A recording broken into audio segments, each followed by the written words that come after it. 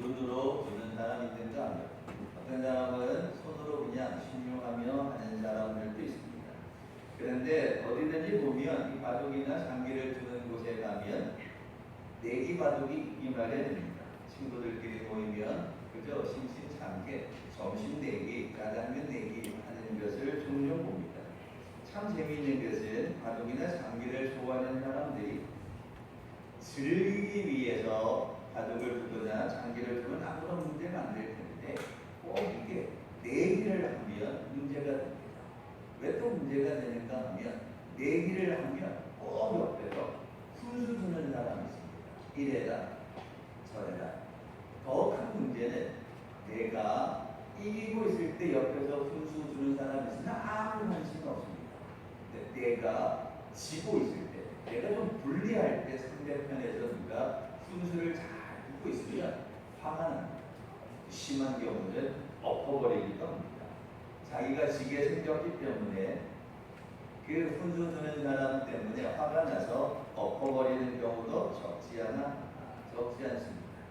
이처럼 내기를 장기를 하거나 바둑을 두는 곳에 가보면 왜 나는 길이 잘 보이지 않는데 이 훈수 두는 사람은 참 길이 잘 보입니다.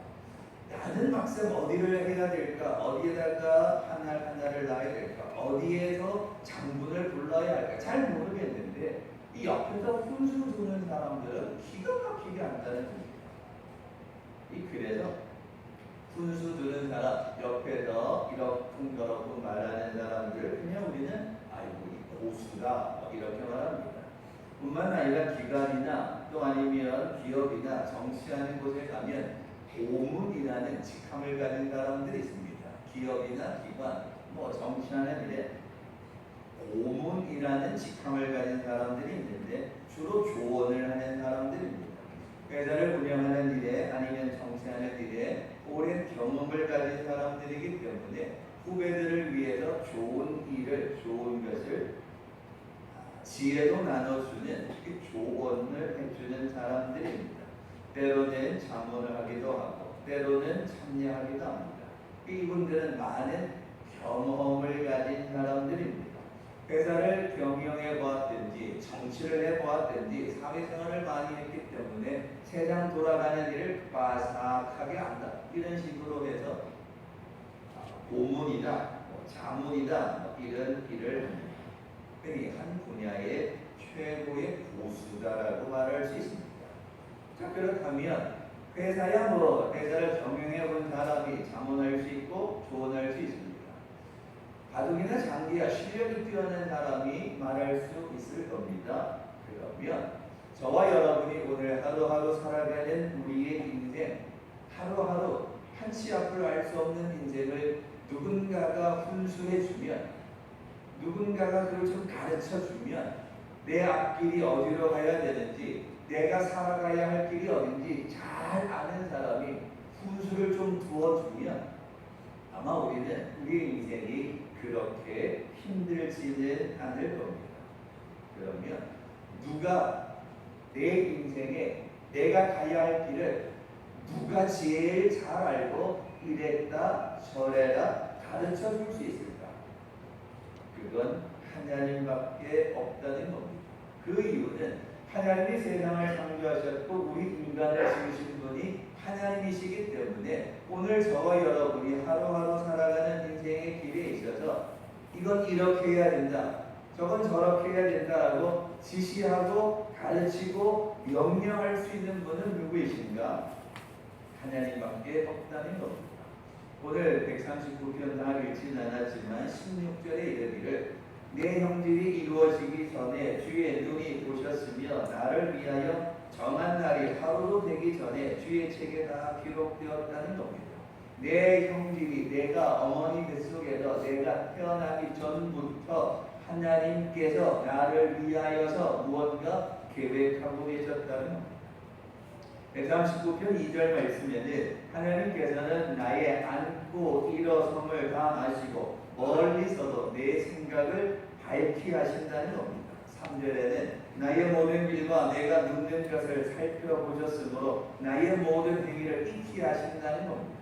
무슨 생각을 하는지, 어떤 행동을 하는지 하나님이 다 살피고 계셨다가 하나님께서 우리에게 가장 좋은 길로 인도해 주신다는 겁니다. 사택에 이 교회 주차장에 CCTV가 있습니다. 이제 여러 가지 이유들로 설치를 해놨는데요. 어느 날 하루는 그 입구에다가 누가 차를 댔습니다. 참 안타까운 건 입구에다가 주차를 했으면 전화번호라도 남겨야 되는데 입구에 주차하는 사람들은요 주차번호 안 남깁니다. 왜? 뺄 생각이 없으니까. 아예 번호를 없습니다. 그 CCTV를 자꾸 시간을 돌려서 확인했더니 어느 집으로 들어갔어요. 근데 그 어느 집이 몇 층에 사는지는 모르죠. 그러니까 그래서 제가 어떻게든 교회 차가 나가야 되니까 1층에 있는 여러 집들 다 딩동 몇 번 차세요 빼주세요 없답니다. 2층에 올라가서 딩동 몇 번 차주세요 몇 번 차주세요 없답니다. 3층에 올라갔더니 맞대요.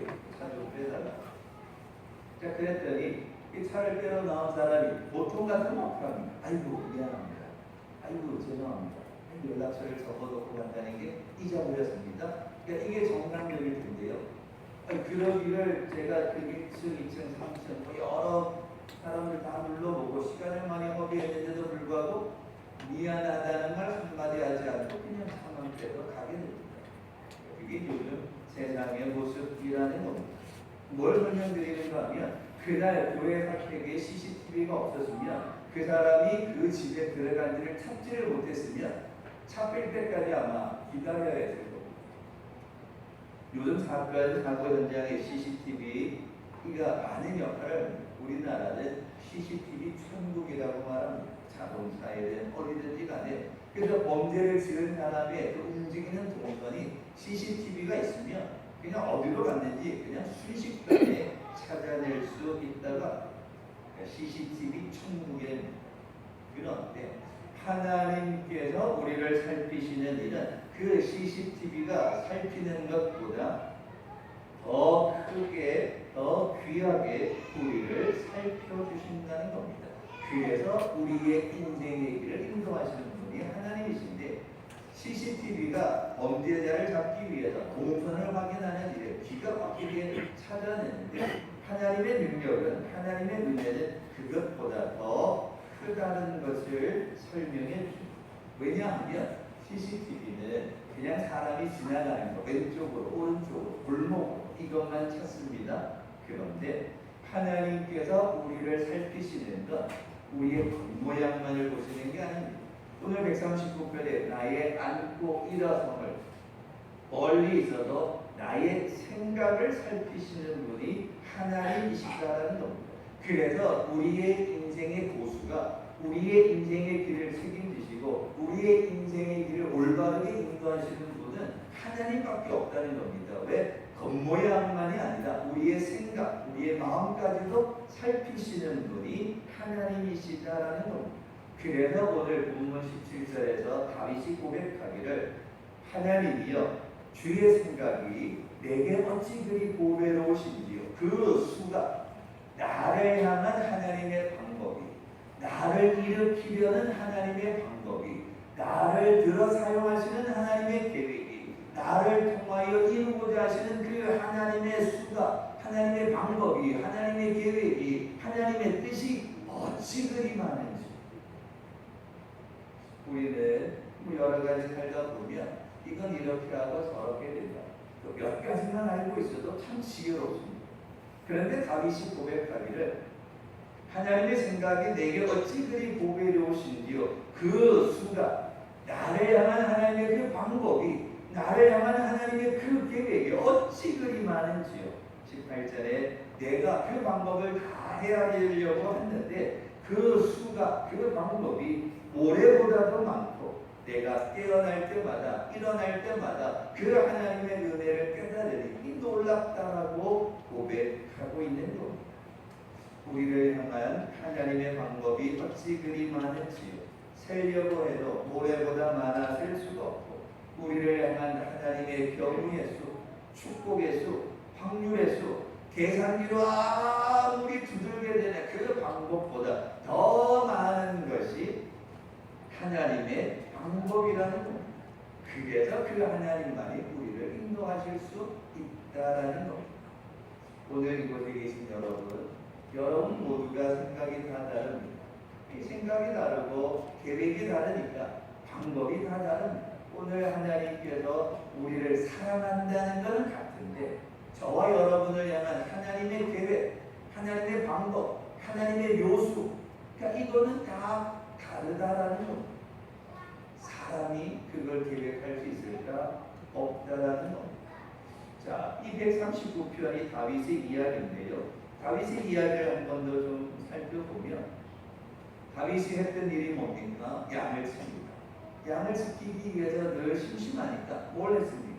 물맷돌을 돌립니다. 그러니까 어려서부터 양을 지키기 위해서 뭘 할 수 있을까?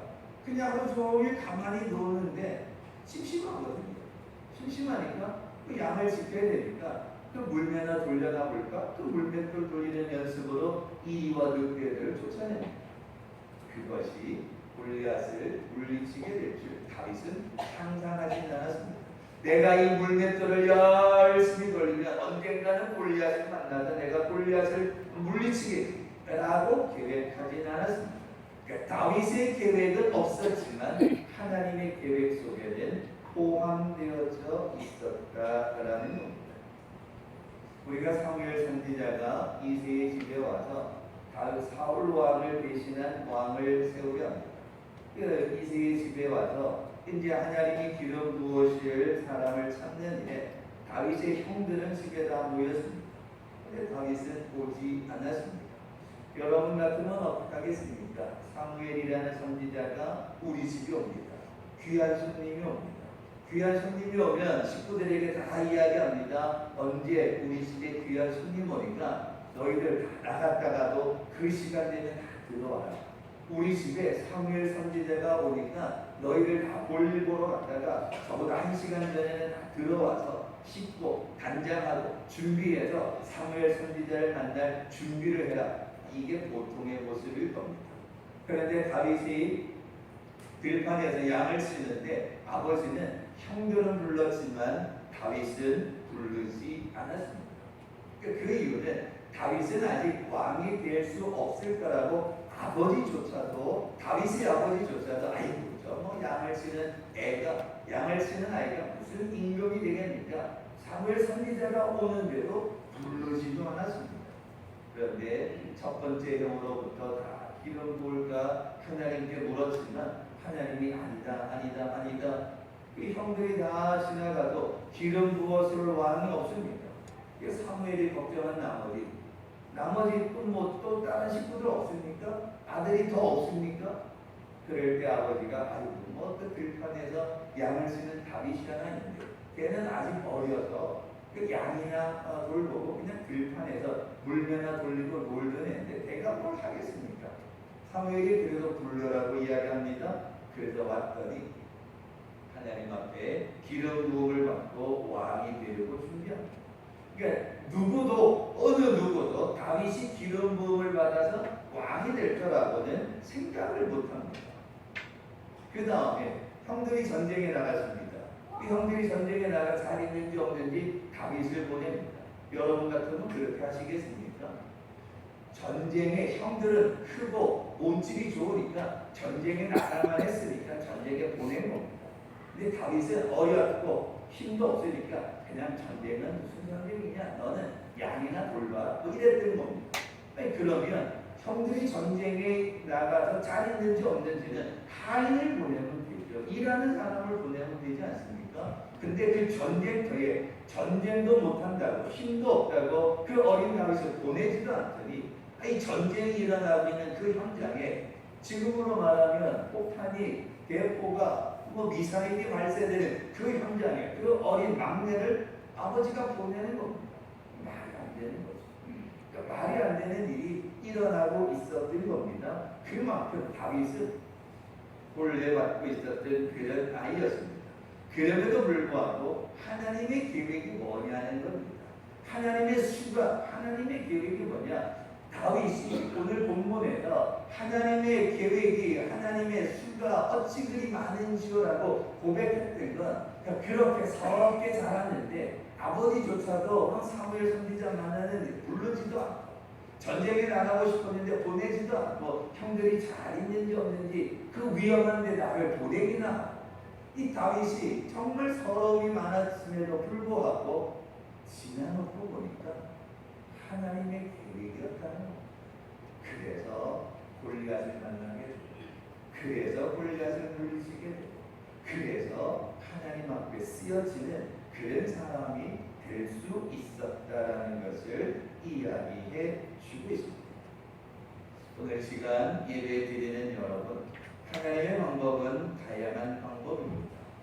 단지 우리가 신앙생활하면서 하나님의 그 크고 비밀하신 하나님의 방법, 저와 여러분을 살리고 저와 여러분을 구원에 이르게 하고 날마다 축복하시길 원하는 그 하나님의 방법을, 하나님의 계획을 우리가 잘 몰라서 좀 답답한 것이, 하나님의 계획은 멈춘 적이 없고 하나님의 방법은 여전히 진행되고 있다는 겁니다. 때로 고난을 당한다면 하필이면 축복하시면 좋을 텐데 왜 내게는 고난을 주셨을까? 그래서 우리가 불평합니다. 그러나 중요한 건 그 고난 가운데 나는 축복해달라고 그렇게 기도했는데 축복은 근처에도 안 가고 왜 고난을 주셨을까? 그리고 하나님의 방법이 뭘까? 이 고난을 통하여 주실 하나님의 계획하심이 뭘까? 그걸 묵상하고 기도하셔야. 근데 우리는 나는 그냥 매일같이 축복해달라고 기도했는데 하나님이 매일같이 고난만 주시니 에이 뭐래, 신앙생활 그만해야 돼, 나는 축복 달라고 그렇게 매달려 주시는 거라고 맨날 고난만 주시니까 에이 나는 뭐 이제 신앙생활 그만해야겠다. 이건 어리석은 거죠. 그러니까 하나님이 왜 고난을 주셨는가? 그걸 묵상하고 이 고난을 통해 하나님의 계획하심이 뭔가를 기억하고 그 방법을 깨닫기 위해 하나님 앞에 기도해야 하는 겁니다. 이스라엘 백성들이 지난주 오후 예배 때도 말씀드린 적 있습니다. 광야로 갔기 때문에 그 고난의 길, 토란 폭이 없는 그 광야로 갔기 때문에 홍해의 놀라운 은혜를 경험하고 만나와 메추라기를 먹게 되어지고 반석에서 샘물을 먹게 되어지고 쓴물이 단물일로 바뀌어지게 되어지고 광야로 갔기 때문에 불기둥, 구름기둥의 놀라운 은혜를 경험했던 겁니다. 블레셋의 땅을 통하여서 그들이 갔다면 전쟁 때문에 다시 애국으로 갔을 겁니다.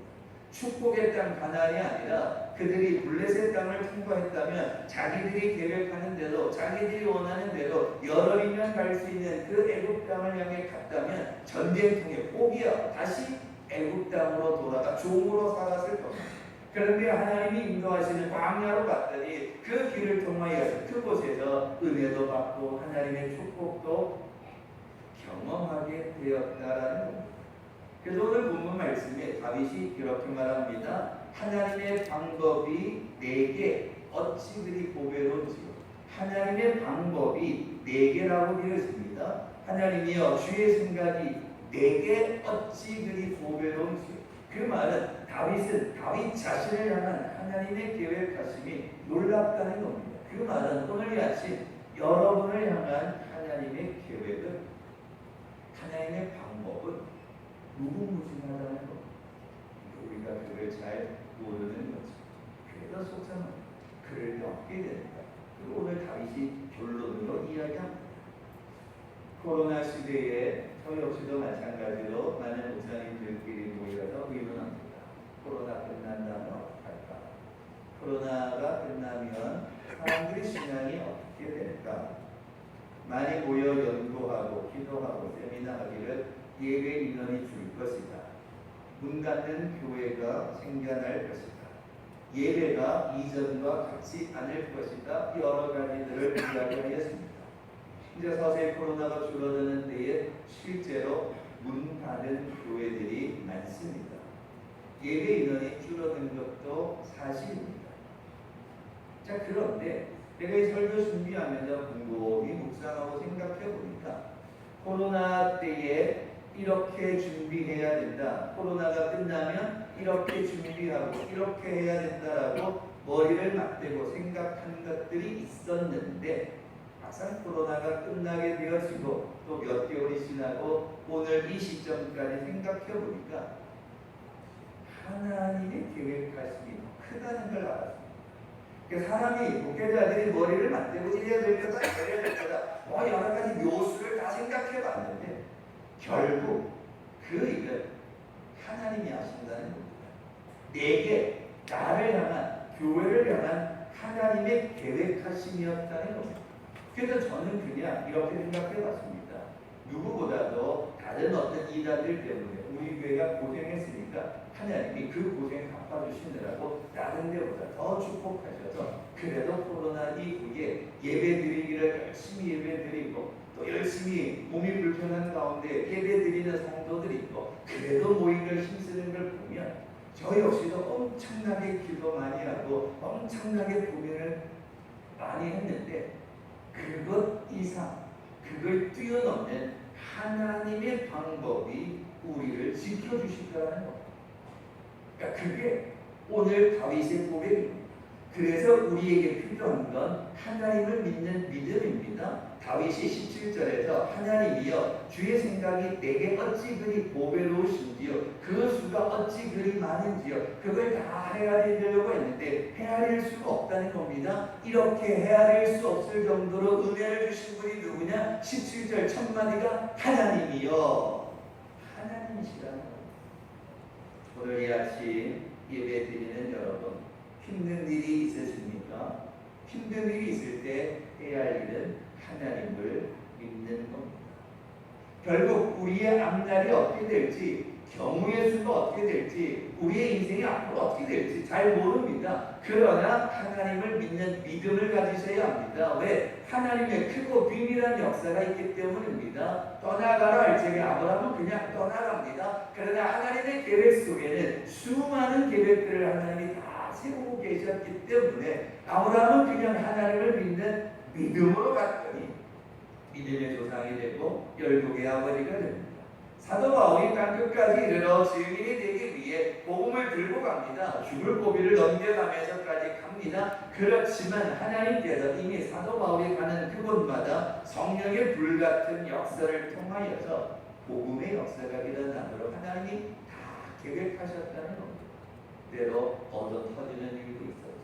그 일로 그 감옥이 변화되어지고 간수가 변화되어지고 그 가정이 변화되는 일들이 일어나게 되는 겁니다. 다윗이 바울도 복음을 전하면서 내가 얻어 터질 거라 생각하지 않았을 겁니다. 감옥에 갇힐 거라 생각하지 않았을 겁니다. 간수가 그들께 변화되리라고 생각하지 않았을 겁니다. 근데 하나님의 방법이 그렇게 준비하고 계셨다라는 겁니다. 오늘 이 아침 예배 드리는 여러분 하나님을 믿는 믿음으로 살아가십시오. 왜? 하나님은 고수이시기 때문입니다.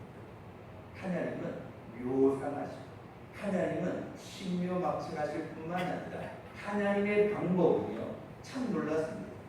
어떤 데는 부어주시기도 하고 어떤 때에는 다 거두어 하시기도 하시고 어떤 때에는 죽다가 살아나게 하시고 어떤 때에는 질병으로 고생 가운데 보내게 하시고 그런데 우리는 그 하나님의 뜻을 몰라서 불평하지만 하나님의 방법은 셀 수 없을 정도로 놀랍다는 겁니다. 그렇기에 다윗은 자신의 길에서 어렵고 힘들 때마다 무엇을 생각했는가? 나를 향한 내게 베풀어 주실 그 하나님의 여러 가지 방법을 생각하니까 걱정하지 않고 하나님을 믿는 믿음으로 가게 오늘 좀 어려운 일이 있냐? 아이고 하나님의 방법이야 엄청난데 하나님이 한 수 한 수 가르쳐 주시면 아이 그게 뭐 문제가 되는가? 다윗은 믿고 받는 겁니다. 그렇듯이 오늘 이 아침 예배 드리는 여러분의 걱정을 제가 다 들으면 아마 이렇게 표현해서 죄송합니다. 여러분의 걱정을 제가 다 들으면 머리가 빠개질 겁니다. 솔직하게 어떻게 제가 해결해 줄 수 없으니까 해결해 줄 수 있으면 얼마나 좋겠습니까? 근데 아마 그걸 다 들으면 아마 머리가 걱정이 많을 겁니다. 그럼 어떻게 합니까? 기도하겠죠. 자, 그런데 그 여러분의 걱정을 다 해결해 줄 수 있는 그 방법이 어디 있느냐? 목사님 제게는 없습니다. 누구한테 있냐? 하나님께 있죠. 그래서 저도 여러분의 기도 제목을 들으면 그걸 받아서 하나님께 같이 내달리는 겁니다. 하나님 이렇답니다. 저렇답니다. 아프답니다. 죽게 생겼답니다. 하나님 그냥 두면 안 되지 않습니까? 하나님의 방법으로 크고 비밀한 방법으로 하나님 도와주셔야 됩니다. 좀 간절히 제가 열심히 기도하죠. 그렇듯이 오늘 우리의 문제, 우리의 걱정, 우리의 근심, 염려, 우리의 인생의 문제를 해결할 수 있는 방법이 어디냐? 인생의 고수가 누구냐? 인생의 가장 좋은 방법, 길을 알고 있는 사람이 누구냐? 하나님밖에 없습니다. 그 답이 다른 수많은 것 생각할 거 없습니다. 하나님밖에 없습니다. 여러분의 인생을 책임지실 분은 누구냐? 하나님. 나의 갈 길을 인도해 주실 분은 누구냐? 하나님. 나와 함께 평생토록 나를 지켜주실 분은 누구냐? 하나님. 단순합니다. 그 하나님. 그 하나님을 믿으시는 다윗을 믿었다. 다윗은 사울 왕이 쫓아올 때마다 위기의 순간에 갇힐 때마다 여호와는 나의 피난처요 바위요 산성이요 늘 고백합니다. 다윗은 위기의 순간일 때마다 하나님을 대적하기보다는 하나님을 믿었습니다. 하나님을 의지했습니다. 하나님을 향해 기도했습니다. 그럴 때마다 다윗에게 베풀어 주신 하나님의 구원의 방법은 정말 많았습니다. 동굴에 갇히는 대로, 도망다니면 도망다니는 대로 여러 가지 방법으로 하나님이 다윗을 구원해 주셨습니다. 그래서 그 수가 얼마나 많은지, 나를 향한 그 하나님의 구원의 방법이 얼마나 많은지 헤아릴 수가 없을 정도였다. 그래서 하나님이여 라고 다윗은 끝까지 하나님을 믿는 믿음으로 나아갑니다. 말씀을 믿으려 합니다. 하나님을 믿으십시오. 오늘 이 아침 제가 드리는 결론은 그겁니다. 왜? 여러분의 가정을 제일 잘하시는 분은 하나님. 여러분의 마음과 여러분의 생각을 제일 잘 알고 계시는 분은 하나님. 여러분이 지금 무슨 고민을 하고 있는지, 어디가 아픈지, 어떤 어려움이 있는지 제일 잘 헤아리시는 분은 하나님. 그러면 그 하나님이 제일 잘 아는데 어디 가서 엎드려야 되고, 어디 가서 예배하고, 어디 가서 찬양해야 하겠습니까? 하나님밖에 없습니다. 그래서 오늘 이 아침 예배 드리는 여러분, 마음에 걱정이 있고 무거운 짐이 있고 머리가 좀 복잡한 일들이 있다. 그걸 어디 가서 해결하겠습니까?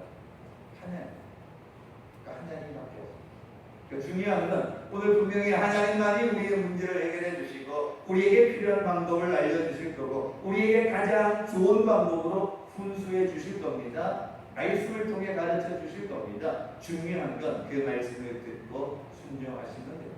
오늘 이 아침 예배 드리는 여러분 모두가 다 우리의 인생의 길을 책임지시고 말씀을 통해 훈수하시고 말씀을 통해 가르쳐 주시는 그 하나님을 의지하고 하나님을 믿는 믿음으로 살아가는 축복의 성도를 되시길 주님의 이름으로 축원합니다.